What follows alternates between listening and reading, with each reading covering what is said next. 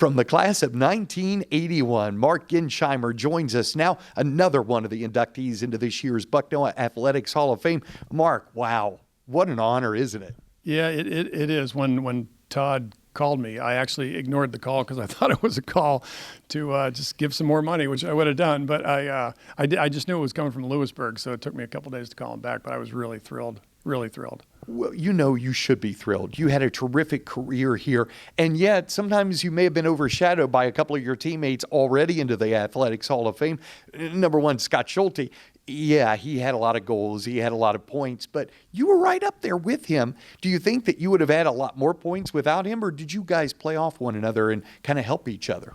Well, we did play off each other, but Scotty was awesome. He really was, and he was my roommate. And we just became such close friends, and we just lived for water polo. And Scotty is, I'm a big sports fan, and I'm from Pittsburgh. So people like Scott Schulte make you better in the pool. Everybody says when you play with people like Mario Lemieux or Sidney Crosby, you just become a better player, and that's the way Scotty was. And Tony Paxton, our goalie. Yeah. I mean, all three of you now are inducted into the Athletics Hall of Fame. What made that team so good? I mean, obviously you all were great individual players, but a lot of teams have great individual players. What made the team so good?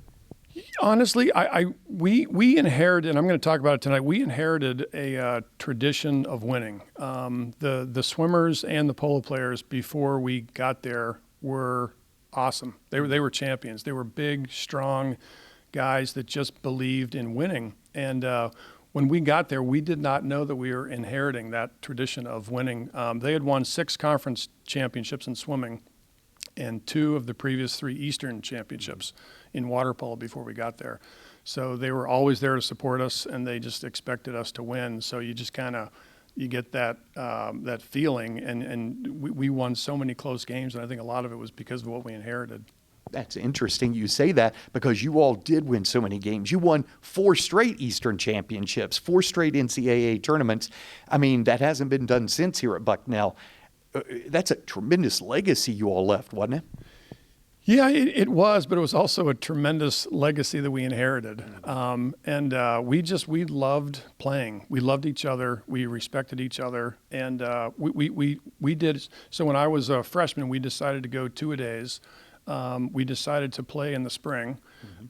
We decided to go to 4 or 5 tournaments in the spring. I don't even know if they can do that anymore.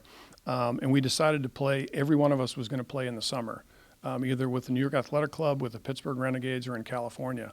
And we thought we owed it to ourselves, and we owed it to the guys before us to put everything we had into it. And we won a lot of games by, a goal or 2, and I think it's because we put a little extra effort into it. So that paid off then? It did, yeah. We won 3 Eastern championships in a row by a goal, and then our senior year we won by a few. But I just think we had that expectation to win again that we inherited from the guys before us. Now, did you play water polo in high school, or were you a swimmer that transitioned to water polo? No, I was a water polo player. I started as a swimmer when I was a little kid. I was really getting sick of swimming, and I found water polo. A guy named Mike Graff coached the Pittsburgh Renegades team, and he coached our high school team as well. So I really came here as a water polo player. And then some of the older swimmers actually coaxed me into swimming. And I was getting a little bit bigger and stronger, so I was getting a little faster. And even though I didn't want to swim, I swam 3 of my 4 years. I took my junior year off and then swam senior year too. And not only did you and the team have a great amount of success, but you did after you graduated. I mean, you were on the U.S. Olympic Festival team there, the E Squad that won a gold. How did that compare to what you and your teammates did here at Bucknell? It was a real privilege to play on those other teams. And, it's a pretty small community of water polo players in this country, particularly in the East Coast. So I knew all the best players from the other teams. So I had played a fair amount with those guys, and it was really fun. Different than playing at Bucknell. Playing at Bucknell, it's hard to describe. There was just something special about representing Bucknell. But playing on that East Coast team was a real thrill too. And to win against the West Coast representatives, I mean, that hadn't been done. Yeah, we had a great coach. We had a guy named Doc Hunkler from Slippery Rock. God rest his soul, he died a few years ago. We kind of had a similar feel amongst ourselves, because there were, a couple guys from Brown, 3 or 4 guys from Fordham, a few guys from Pitt, a few from Slippery Rock, and we had played together enough.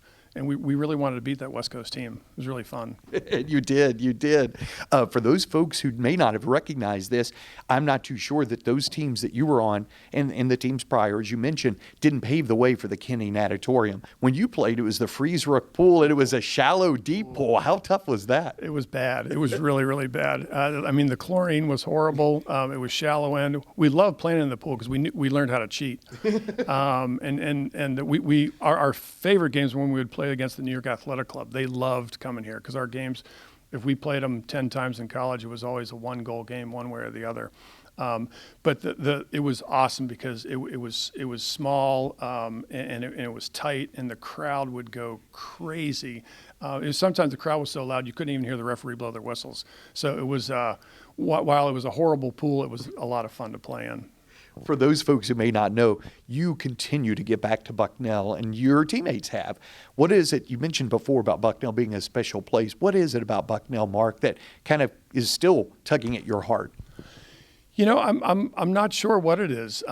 There's from the moment I stepped on campus when I was, a senior in high school, I really wanted to come here, and I think again part of it was the guys that were here before us loved this place, and they kind of passed down that love of the university for us. And we were always so proud to represent Bucknell as student athletes and not just athletes. Mm-hmm. And that friendship that we've shared for all these years, we come back a lot. We go to each other's weddings, we go on vacations together, and we always come back at least once or twice a year. And I think when you stay connected to the university and you realize what the university gave to you as a young adult, you just have to give back. It just feels like the right thing to do, and it feels good to do it. Well, it feels great to be able to announce you as another inductee into the Bucknell Athletics Hall of Fame. Congratulations, Mark. Thanks very much. Really appreciate it. From the water polo program, Mark Gensheimer, another one of this year's inductees into the Bucknell Athletics Hall of Fame.